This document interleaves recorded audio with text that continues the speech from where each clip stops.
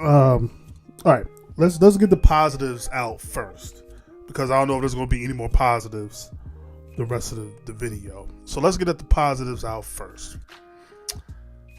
I think I commend.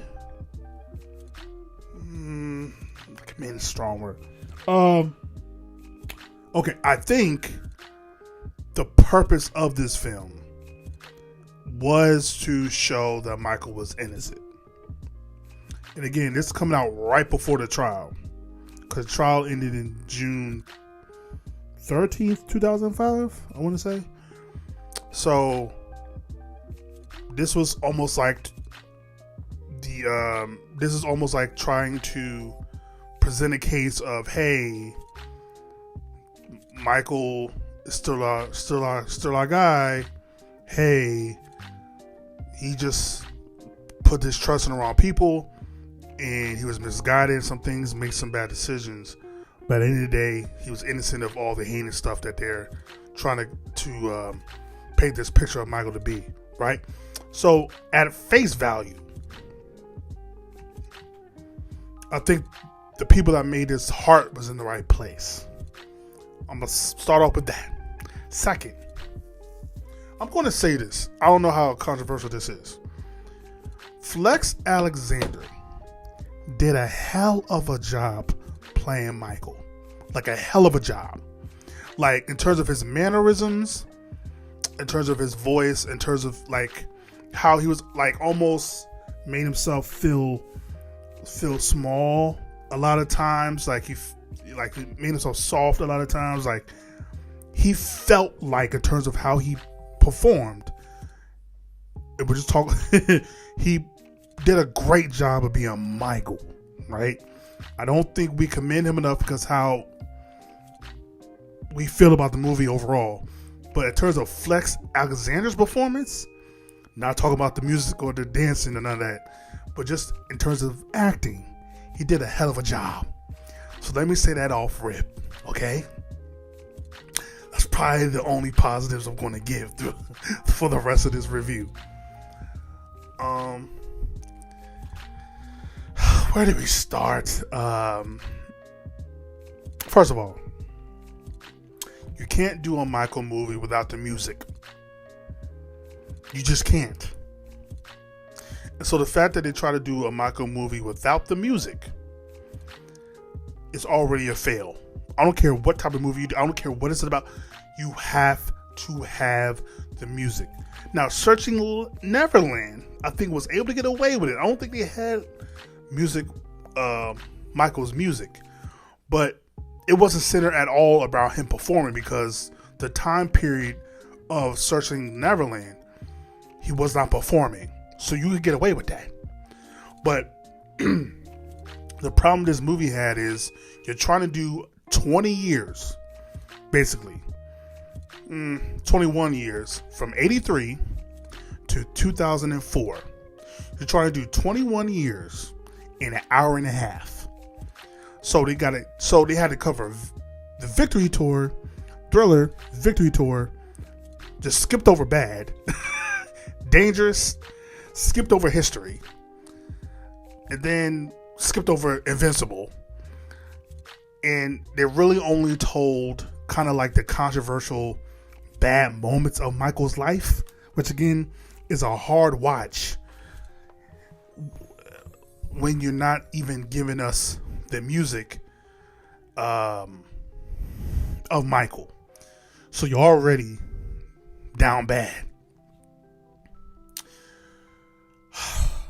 The makeup, I have to talk about it. I'm gonna get this off my soul now. The makeup was atrocious. If anybody's seen, was it Scary Movie 4? Because I didn't watch any of the scary movies once the Waynes were basically somehow screwed out of being able to do the scary movie franchise. But I think a Scary Movie 4 or 5, to where they made Michael a complete parody and they were making fun of him.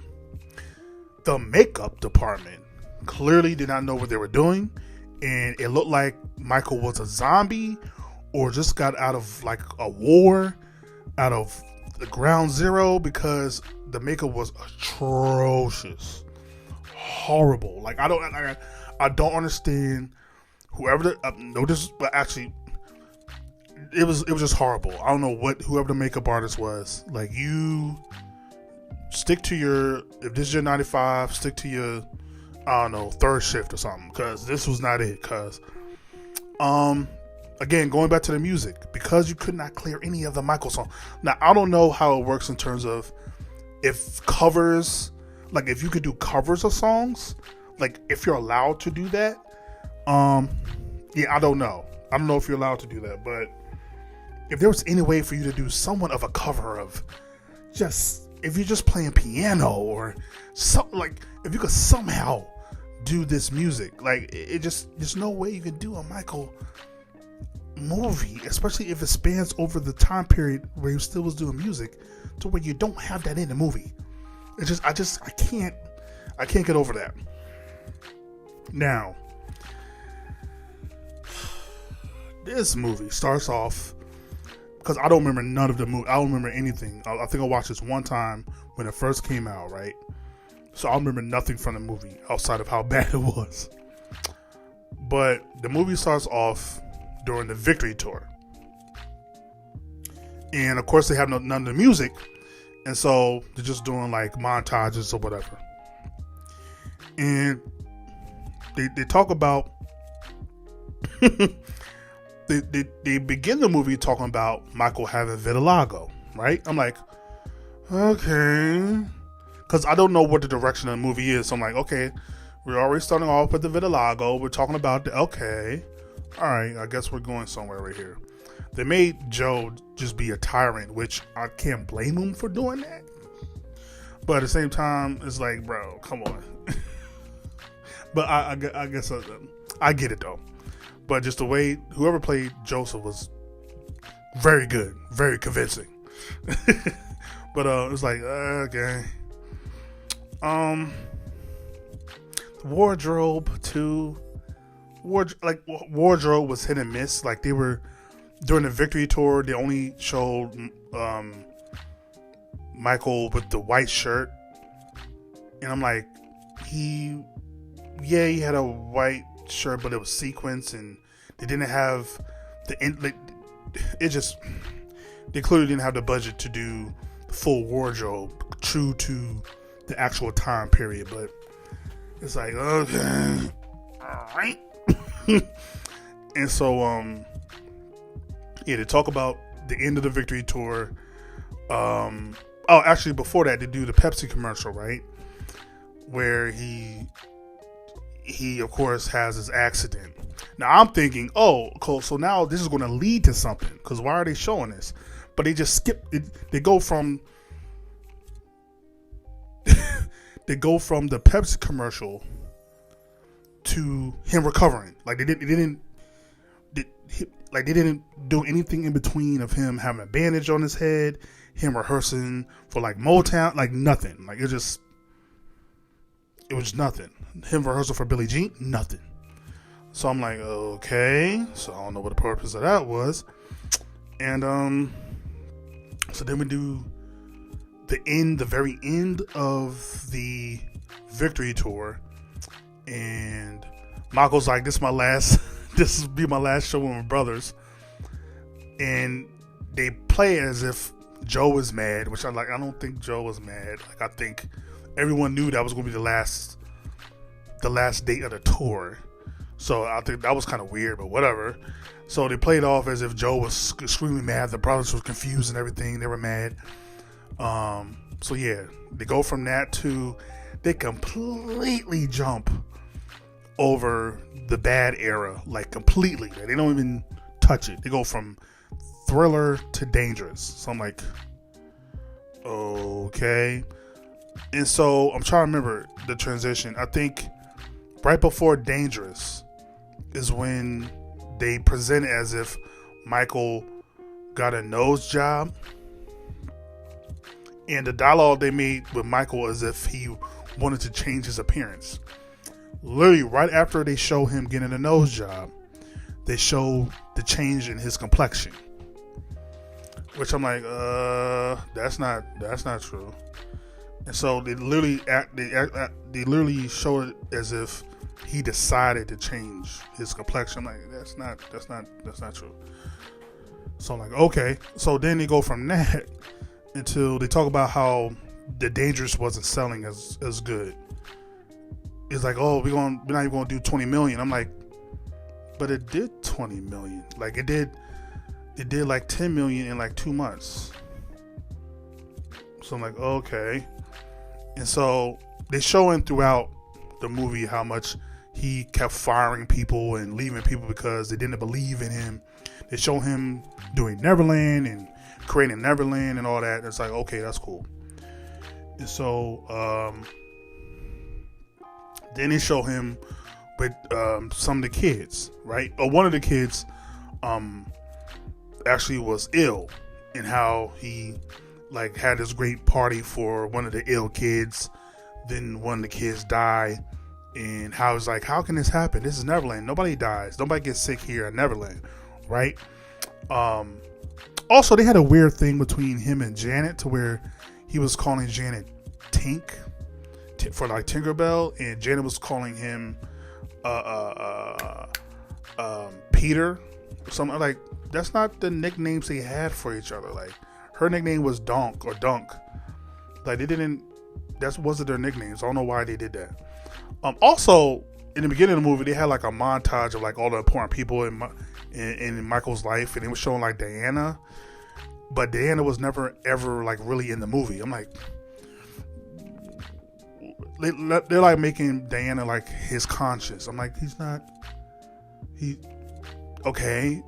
Like, it was well known like by the mid 80s, him and Diana no longer were like good. So why are you making Diana like the lead person who's like his conscience? Like, okay, that was weird. I felt like she was supposed to be in the movie, but they just couldn't fit her in the movie. So I'm like, so they had to cut her out. But I'm like, why is Diana being the conscience here? I don't understand. Like, why wouldn't his mother be his conscience? Like, anyway, that was just weird.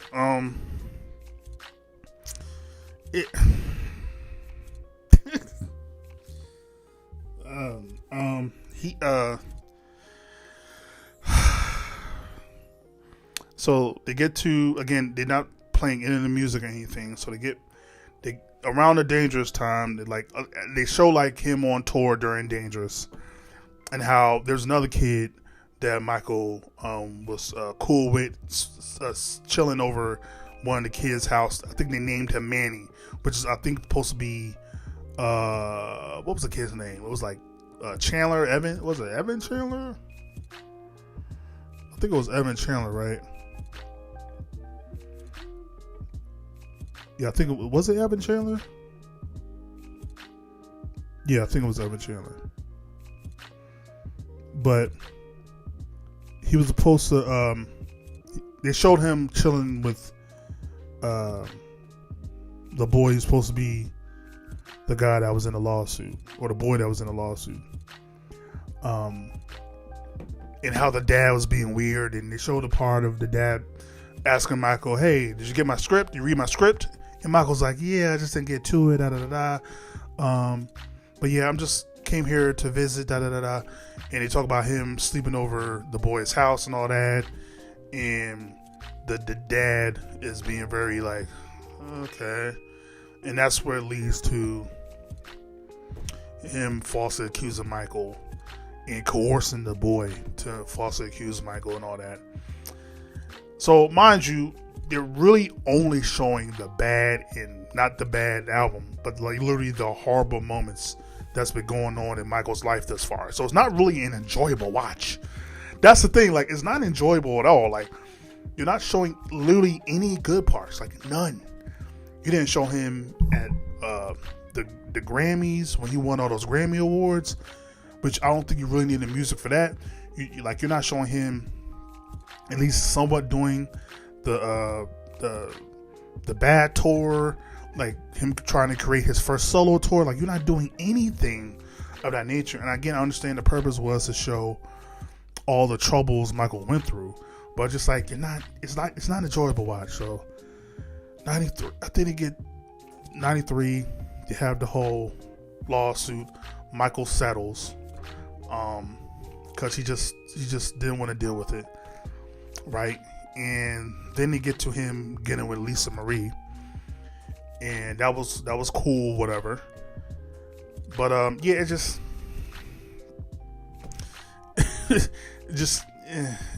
like, okay. And so again, like, you had too much time to cover. Like, you just, that's why the original The American Dream was like 5 hours long. It's just too much time to cover, bro. So they had to fit all this in like a short period of time. And so, yeah, they show him getting with Lisa Marie, them getting married. Then they show the rehearsal that Michael was supposed to do for the HBO special, which came after the history tour. Again, we're alluding to Dangerous tour, we're alluding to the history tour, but we don't really show, like, they don't even, like, they show him in a tree, they don't even show him riding, like, they don't even show him, like, I don't know how strict it is to where at least you can't, I don't know, like, heal the world, make it a better place for you and for me. Like, I don't know if he was even allowed to do that without getting, the movie people without getting sued, but you can't at least do that. Like, heal the world, make it a better place for you and for me, and you time you've been raised, there are people dying. Like, show him writing that after the kid dies. Like, it wouldn't make sense. Like, showing how life affected the music and how he made songs based off stuff going on in life, and you go from that to him making Scream or Earth Song from the 93 settlement. Like, you could have did that. I think you could have did that without getting in trouble. I don't know. But yeah, they show Michael having the rehearsal for the HBO special that's supposed to be like one night only, 2 days. I think it was supposed to be at Radio City Music Hall in late 95. And then he faints and falls out, goes to the hospital. They show the disagreement that him and Lisa Marie have, and they're just not clicking for whatever reason. And so Lisa Marie files for divorce. Then they show him basically being cool with Debbie, who was like the assistant to one of the doctors that he was getting help with in terms of like, I think, was it acupuncture he was using the doctor for, or something like that, helping him fall asleep, I think, or like pain. It was like something like that. But they show Debbie, who eventually he does marry and has a couple kids with. But again, it's like we're rushing through everything. Like, we don't stay on one thing too long. So we're just breezing through everything here. So yeah, they show him with the kids, and then again, the way they wrote it, as if he just wanted the kid and he left. Like, so he gets the baby, right? And then he leaves without even, like, he says thank you to Debbie, but then he just leaves. So, and acting like, oh, he just wanted the baby. He didn't really care about Debbie at all. Which is like, why would you write that? Like, so they do that. Then Michael has a controversial moment with him and the baby hanging over the balcony, which Michael was crazy for that and bugging out for that. We're not going to make any excuses for that. That was just stupid, plain stupid. And of course, he got a lot of heat for that, which rightfully so. That's the only time I agree with the media going crazy on Michael is when he hung that baby off that balcony. I don't care about how good the grip was. You have it in tight. I don't care about that. That was stupid. But outside of that, so then I guess that led to, I don't know if that's the right timeline, because they tell the story as if they called Bashir after him hanging a baby off a balcony. Which I don't know if that's the right timeline, but that's how they basically say the timeline was. So then they kind of do the mini documentary between Martin Bashir, and Michael was very concerned about how the media viewed him and trying to show him that he's a good guy and all this. And they do the infamous scene, they reenact the infamous scene of him with the other kid. I can't remember his name. And again, Flex really did a great job portraying Mike. Like, I really have to make sure I'm loud about that, because he did such a great job, right? it's just a shame that they didn't have a proper production and the okay from Michael.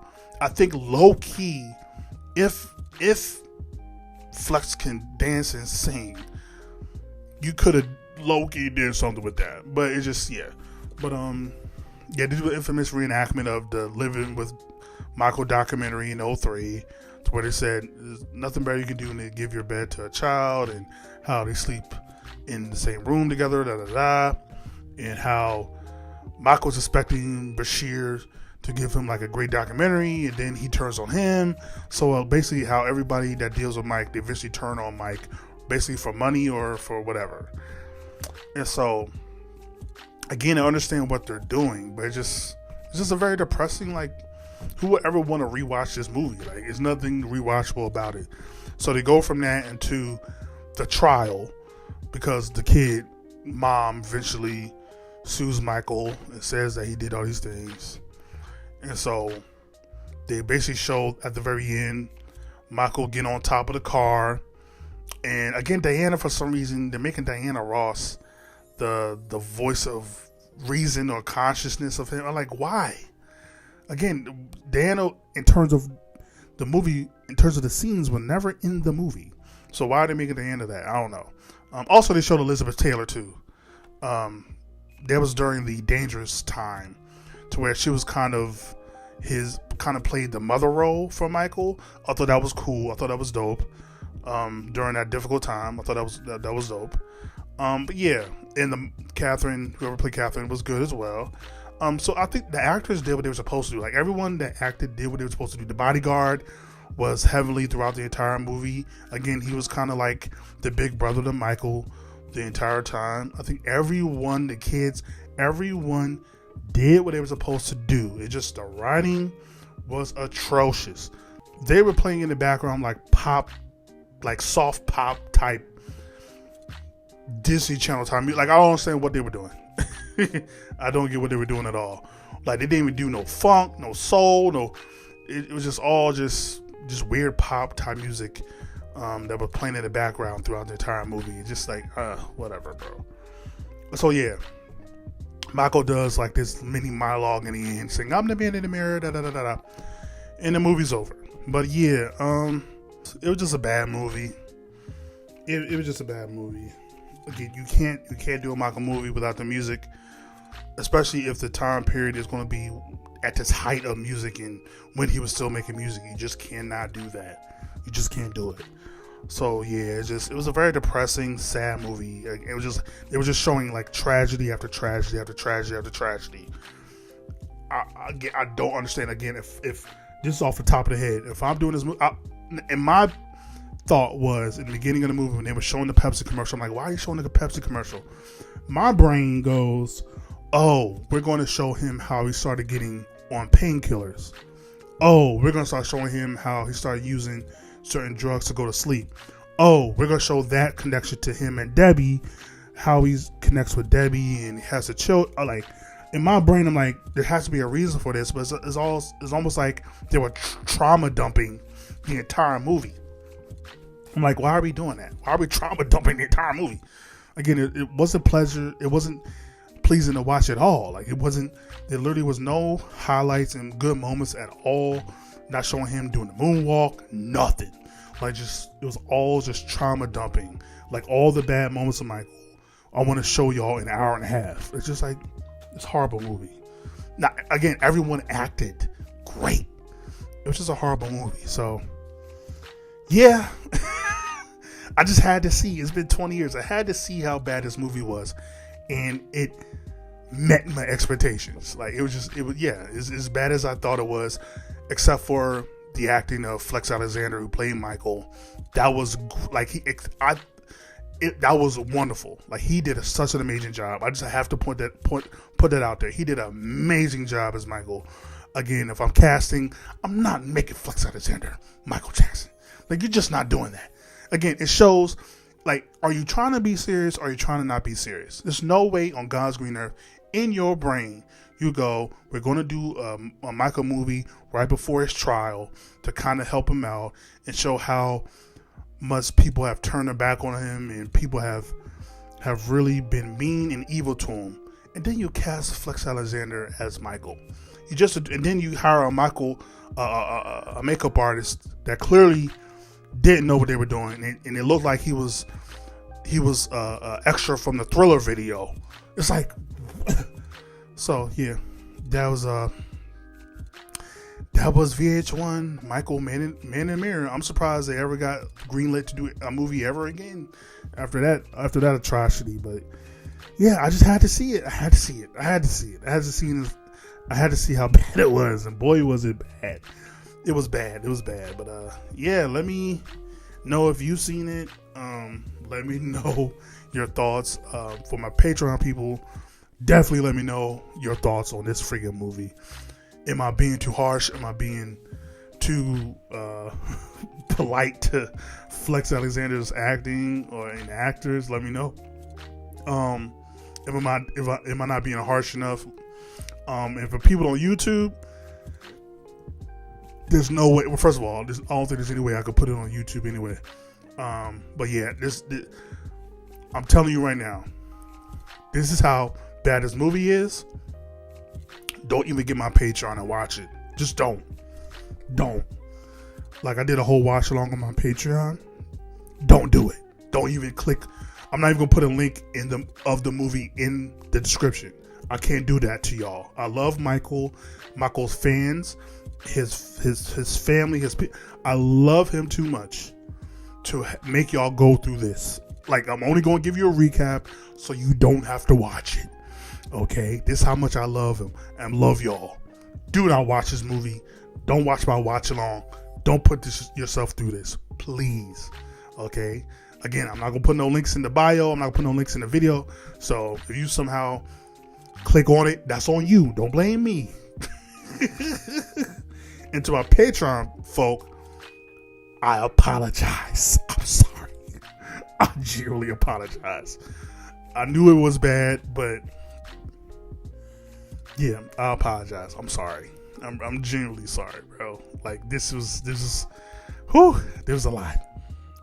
It was only an hour and a half, but it was a lot.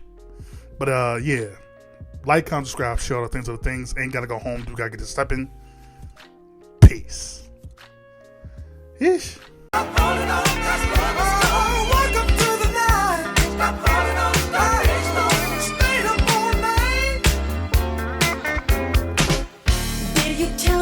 Was over. There ain't no use talking it over. Yeah, or can you try to tell me sooner?